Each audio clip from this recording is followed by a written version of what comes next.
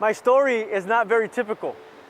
I'm the youngest of 7, 1 girl, 6 boys.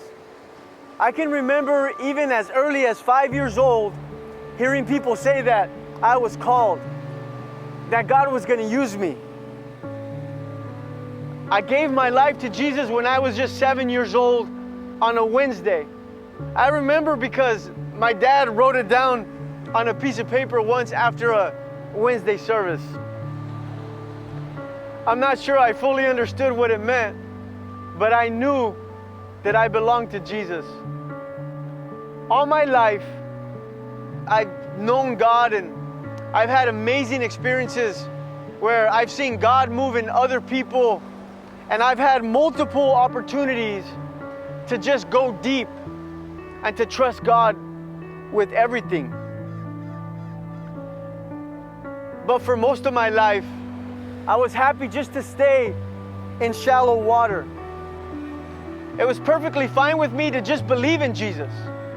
I enjoyed the many comforts of this world while praying and thanking God for a calling that never took me out of my comfort zone. Yeah, I sat in church every Sunday. Yes, I read my Bible and I prayed every once in a while. I love my family and friends. I did all the right things, including even serving in church whenever the pastor would need me.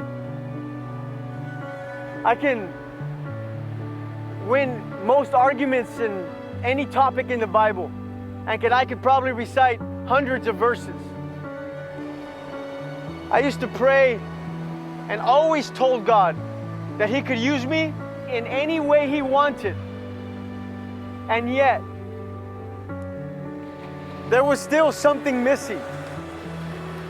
I had the assurance of my salvation, but it never went beyond me. There was a large gap between my words and my actions. There was a moment in December of 2016, I realized that there's a difference between faith that can trust that God can and trust in His plan. That as long as I stayed where I was never going to be able to swim unless I ventured out into the deep waters. That my whole Christian experience was only doing things where I would benefit in some way.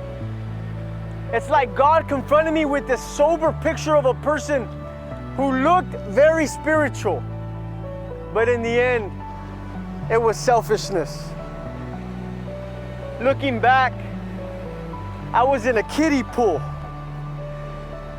right next to the shoreline of a vast ocean of God's love, His plan for me, His word. I want you to grasp that picture. Whatever you think you know about God, when something happens in your life, whether it's good or bad, and you're sure what God is doing, let me tell you something. It's like Ephesians 3 says, God can do immeasurably more than whatever you can think or imagine. Don't be so quick to assume that you know what God is doing. Don't let yourself be downcast when something bad happens. Because really, what is good? Well, what is bad? If anything in this world comes to you, even those things in this world that you think are good, like money or status or recognition, but if it takes you away from what God is doing, then it's not good at all. And all those things that seem bad in the eyes of the world, but if they cause you to fall on your knees and seek after God, those are the best things that could have ever happened to you.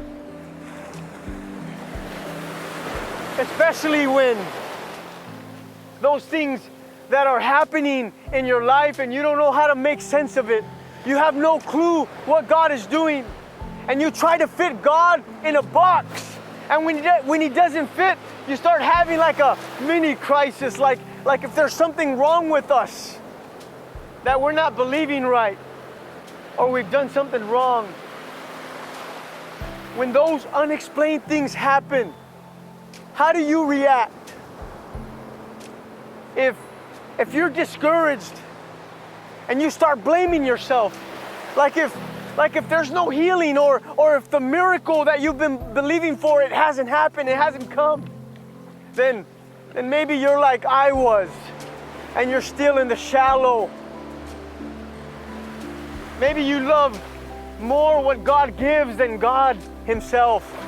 Maybe you're still in a kiddie pool of religion where you think A plus B equals C.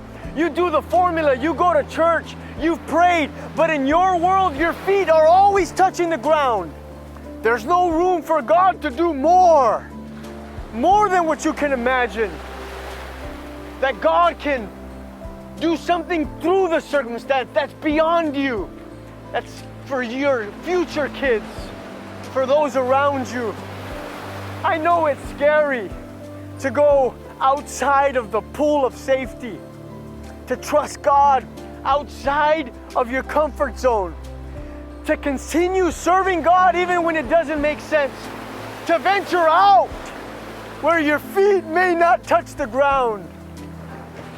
But until you're immersed in the deep waters, you will never know God's peace, the joy, the power of living under God's mighty hand, until you get out where you're in His hands and only He can hold you. Until you see God as sovereign. If you could see God as a loving God that works all things for your good, and He allows trials to come your way to grow you, to mature you, to teach you, and He allows experiences that will serve to help you and serve to help others. You see, the right vision of God gives purpose to your pain. You see it as momentary compared to an eternity with Jesus. It far outweighs them all. Oh, the vastness of God, the depths of His love are immeasurable. In my story, I said yes to God. Will you respond to His calling? The world behind you, the cross before you. No turning back. No turning back. There is nothing, nothing that can separate you from His love. In my story, Jesus found me at 7 years old, but He found me again and again. He never gave up on me, even though I just wanted to stay in my little pool where I was safe and could control everything. In 2016, I said yes to God again. I changed my mindset from a God that was there to serve me to a God that was worthy of my service in an ocean where you have no other recourse than to hold on to Him, keep your eyes on Him, and allow His life to be your life.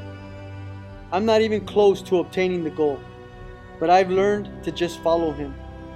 Jesus said, "If anyone wants to follow me, let him deny himself, take up his cross daily, and follow me." I never could have imagined the depths of His grace.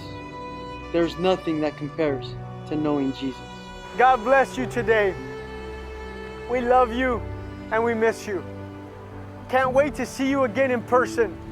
Until then, let it go. Trust God with everything that you have. God is so faithful. He will never, ever, ever let you down. Until next time, be blessed. God bless you guys.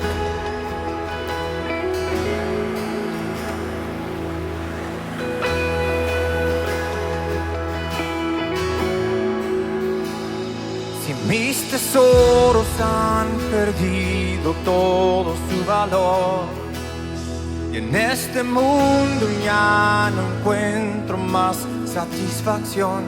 Es porque he probado y he podido ver a Cristo Jesús.